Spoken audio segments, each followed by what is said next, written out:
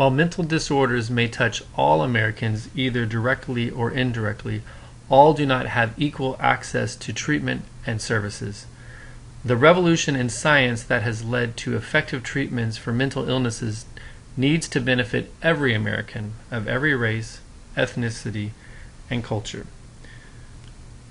This quote by Dr. David Satcher comes from a report, Mental Health, Culture, Race, and Ethnicity, that was published in 2001. And the purpose of this report was to analyze how culture influences mental health. And according to the report, and as laid out pretty clearly by this quote, the Surgeon General found that culture and cultural diversity affects all aspects related to the delivery of health care to different types of Americans. Specifically, we see that with patients, culture has an impact on how they manifest and describe different types of illnesses, how they cope with illness, the types of stressors that they experience, and whether they're actually just even willing to seek treatment out at all. What we might consider these different types of health-seeking behaviors shows that the types of help that patients are willing to seek, their coping styles, and the social support that is available to them, and even how much stigma the culture attaches to mental illness, all has an impact on healthcare and ultimately in mental health. And so what we really see is that culture counts in the patient-provider interaction and the type of quality that certain patients receive from their providers. A culture also counts when looking at the health professional side in the way that patients are ultimately diagnosed, the types of treatments that are offered to those patients, and really how services are organized and ultimately even financed. And so, again, see that there's a huge impact of culture on the delivery of healthcare. So since culture is going to be an important part of this, really the most important part of this entire chapter, we should start with a quick definition of culture. It's a common heritage or set of beliefs, norms, and values that is held by many individuals. And why it is important to positive psychology is that culture influences the psychological strengths that we endorse, the manifestations of those strengths, how we define the good life, and because of this, how culture influences psychological strengths and the definition of the good life must be better understood to have a holistic understanding of the good life. Now, when we think about culture, we're going to take a very broad definition here. We're going to talk about culture as one's race, ethnicity, nation of origin, gender, identification, sexual orientation, socioeconomic status, religion, and all of these different types of demographic variables may affect how we describe or what we decide is actually positive or positive traits or strengths or what we seek out of life. So when we think about culture, we want to make sure that we describe it, at least in the United States, as being defined by really any demographic measure, especially such things as sexual orientation and profession and other things that have often not been considered cultural variables in the past. Also, unfortunately, positive psychology has often failed to include these types of cultural variables when studying well-being or illness. And yet, if I talk to you about something like healthy functioning or positive traits, these are very subjective phrases that are actually impacted a lot by our well-being and our worldview at the time. And so it's really important to see how culture has an impact on these subjective types of definitions.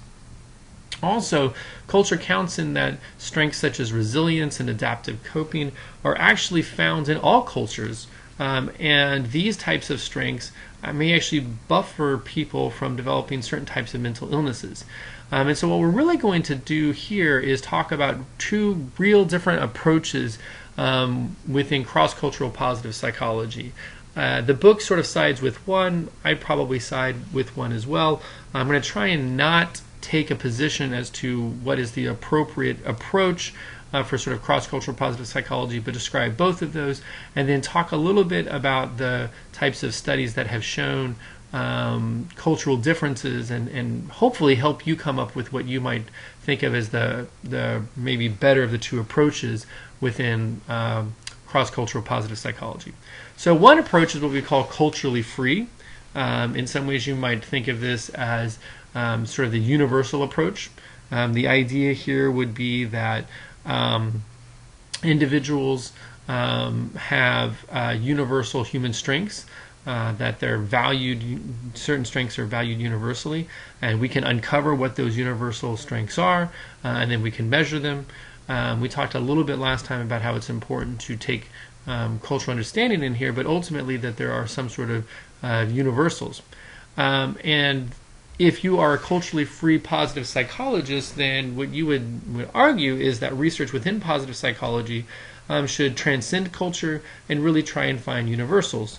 For example, in an area that's a little bit outside of this specific chapter, many self-determination theorists argue that there are at least 3 psychological needs that are universally valued and pursued, that of autonomy, incompetence, and relatedness.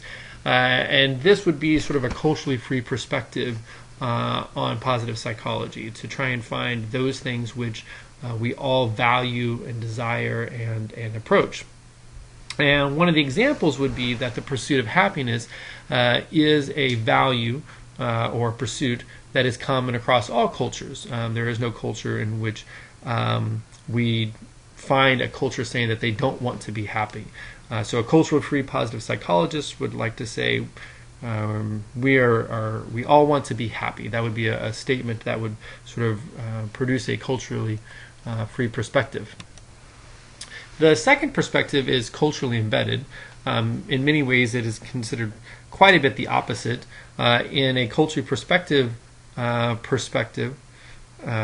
a culturally embedded perspective on sort of science and practice within positive psychology, people would acknowledge the influence of cultural values, particularly in examining strengths and positive functioning, and would recognize the importance of context when discussing how to cultivate strengths of individuals from diverse backgrounds.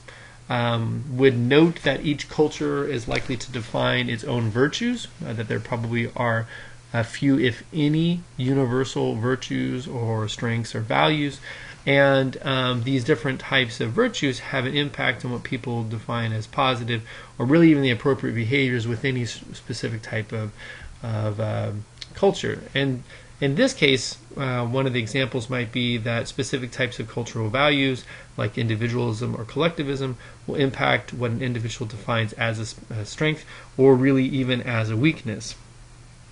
And so while we might say that a culturally embedded positive psychologist might argue that, yes, there probably are a core group of positive traits that they might exist cross-culturally, that they're going to be manifested in many different types of ways, or they're going to sort of show up in many different types of ways. And it's really because these traits manifest themselves and are viewed differently across culture, that's really one of the sort of core pieces of information that differs between a culturally embedded perspective and a culturally free perspective. So cultural values of researchers and practitioners obviously shouldn't impact their work, but unfortunately we have all our own biases, and so I think what a culturally embedded positive psychologist would suggest is that it's better to sort of know our biases, to sort of know what our belief systems are, what our values are, understand what other people's values are, understand what other people's belief systems are, and then look at those as differences. And what I'm going to sort of end with here, and what we're going to spend most of the second half of the lecture on, is that culture is often a very important moderator in the relation between variables and the effectiveness of different types of interventions.